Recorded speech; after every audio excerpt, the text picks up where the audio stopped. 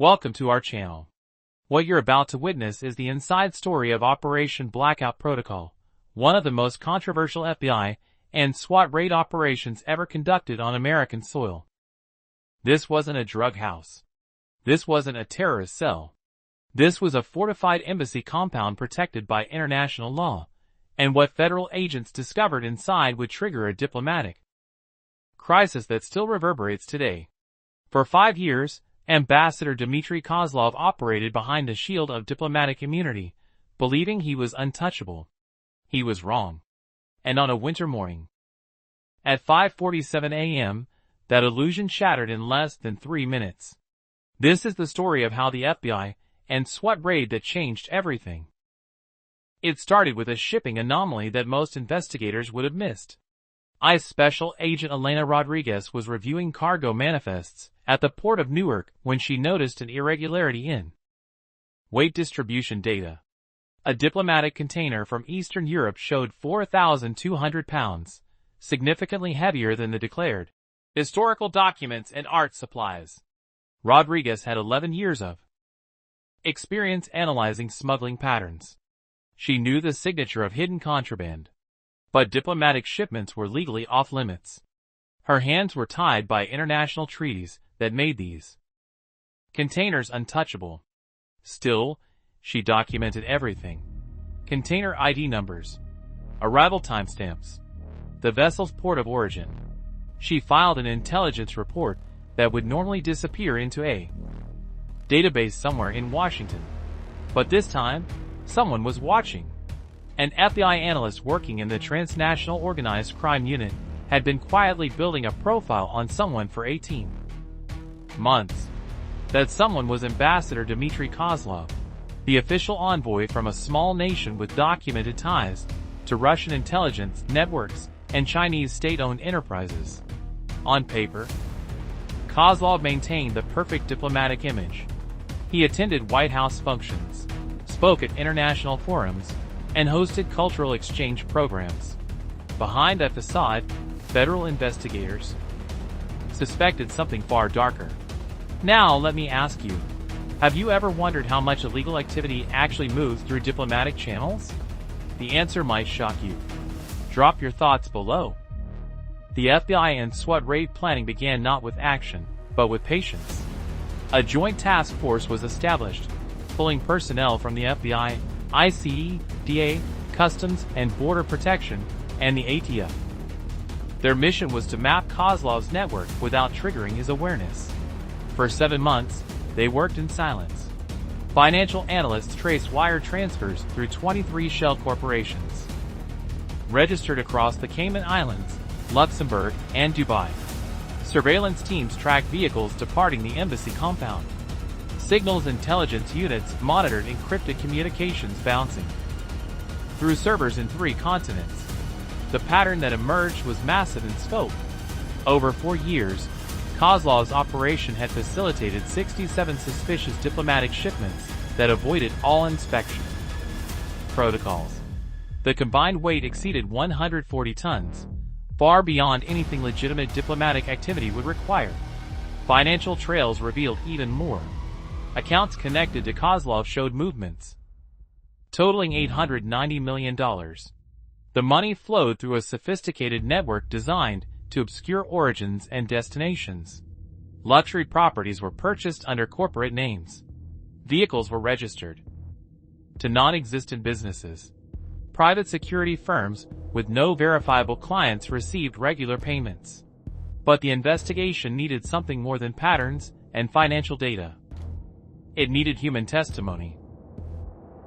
The breakthrough came from an unexpected source. A disgruntled embassy driver who'd been terminated after questioning suspicious late-night activities. He reached out to federal authorities through an intermediary, offering information in exchange for witness protection. What he revealed during his FBI debriefing changed the entire investigation's trajectory. He described observing unmarked cargo trucks arriving between 1 and 3 a.m., always on weekends when most embassy staff were absent. Armed men, clearly not diplomatic personnel, would escort sealed containers into a secured loading area in the sub-basement. These men carried themselves like military operators, not security guards. The driver also witnessed something that made federal prosecutors take immediate notice. He described seeing insulated transport cases marked with biohazard symbols being moved under heavy security. These weren't medical supplies for embassy staff. The quantities were far too large, and the security protocols far too extreme. But the most damning testimony involved a name: Thomas Whitaker, a DA special agent who'd been investigating pharmaceutical smuggling connected to embassy diplomatic pouches. Whitaker had submitted a formal inquiry to the State Department requesting clarification on unusual prescription drug shipments traced back to Kozlov's embassy. 6 weeks after that inquiry, Thomas Whitaker died when his motorcycle struck a guardrail on a rural highway. The accident report cited speed and possible mechanical failure. No further investigation was conducted. The embassy driver told agents something the official report didn't include.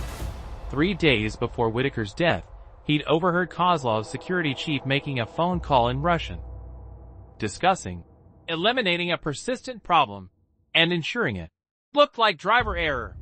Think about that for a moment. How many deaths classified as accidents are actually something else? Share your perspective in the comments, because cases like this happen more than the public realizes. With this testimony, federal prosecutors had enough to petition for extraordinary measures. But they faced the diplomatic immunity barrier. Under the Vienna Convention, ambassadors cannot be arrested, prosecuted, or detained by host nations. The only legal recourse was expulsion, declaring him persona non grata. But expulsion would alert Kozlov. He'd have 72 hours to destroy evidence, transfer assets, and flee to a country with no extradition agreement. The entire criminal network would scatter before charges could be filed.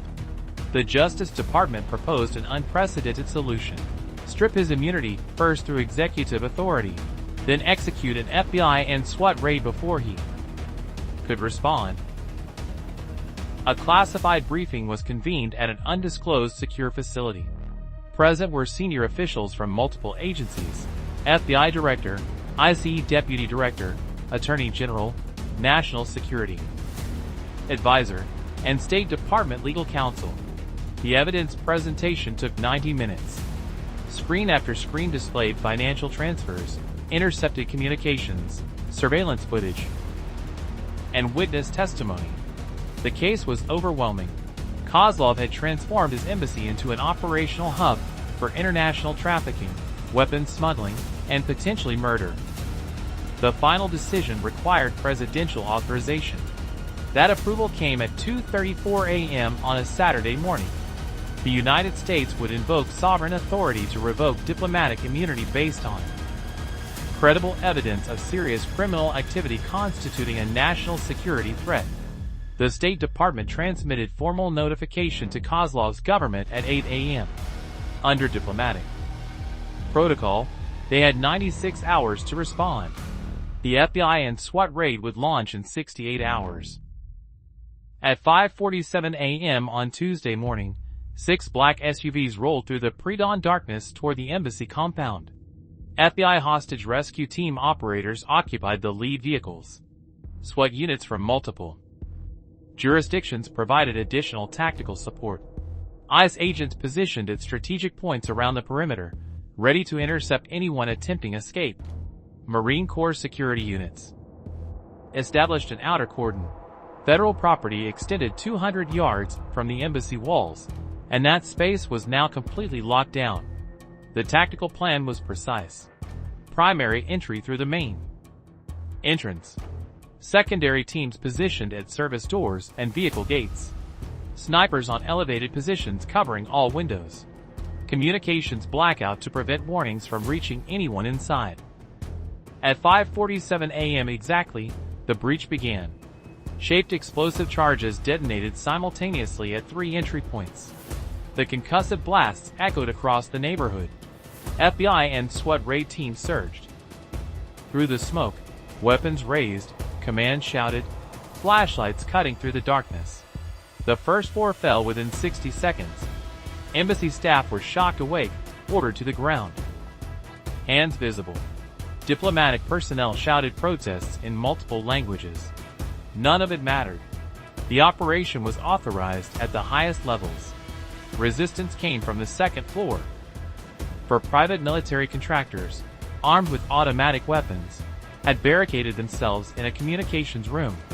These weren't embassy security guards.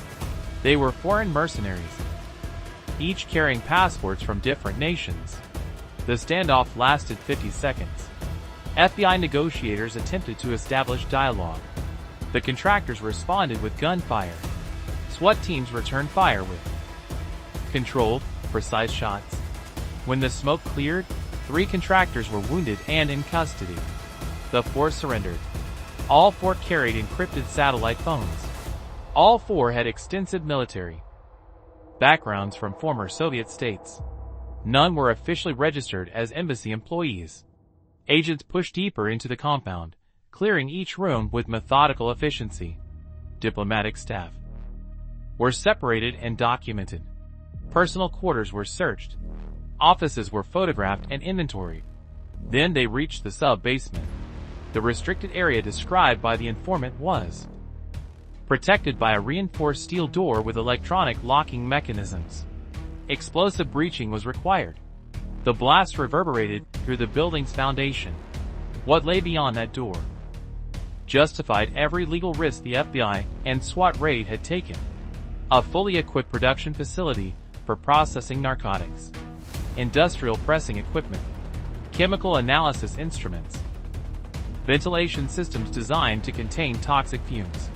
The space looked more like a cartel lab than anything belonging in an embassy. Adjacent to the lab, refrigerated storage containing biological materials, human tissue samples preserved for transport, labeled with destination codes matching underground medical facilities in South America and Eastern Europe. In a climate-controlled vault, 310 kilograms of pure fentanyl, with a street value exceeding $2 billion. Weapons crates stacked 6 feet high containing military hardware, RPGs, plastic explosives, machine guns with removed serial numbers, and in Ambassador Kozlov's private office, concealed behind a bookshelf that required biometric access. $126 million in currency from 7 different countries, vacuum sealed and ready for transport. Now I want to ask you something. When you think about embassies, is this what you picture? Because this is the reality hiding behind diplomatic facades in more places than most people realize. Let me know your reaction below. Ambassador Dimitri Kozlov was located in his private residential suite on the 3rd floor. When FBI and SWAT raid teams breached the door, he was attempting to incinerate documents in a fireplace.